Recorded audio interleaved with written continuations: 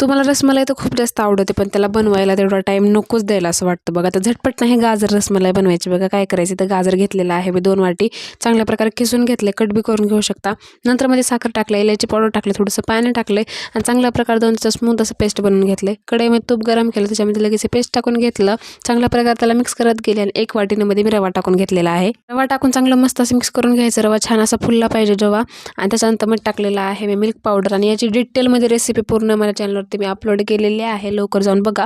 त्याची लिंक, माझं जिथं नेम आहे ना चॅनल, त्याच्या खाली मी त्याची लिंक दिली आहे, तिथे टॅप करा आणि पूर्ण रेसिपी जाऊन बघा.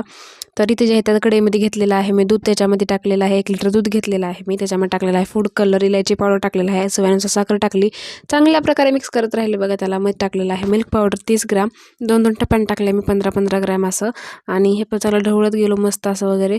लगेच याच्यामध्ये टाकून घ्यायचं आहे आपल्याला ड्रायफ्रूट्स वगैरे, आपल्याला जे काही ड्रायफ्रूट आवडतात ते. मस्त आपले रसमलाईचे जे अर्धी स्टेप तर पूर्ण झालेले आहेत बघा. आता काय करायचं, गाजर जे आहे ना ते इथं मस्त असं रवा छान फुलला आहे, घ्यायचे मस्त असे बॉल्स करायचे गुलाबजामुन, आणि मस्त आपली मग गाजर रसमलाई रेडी आहे.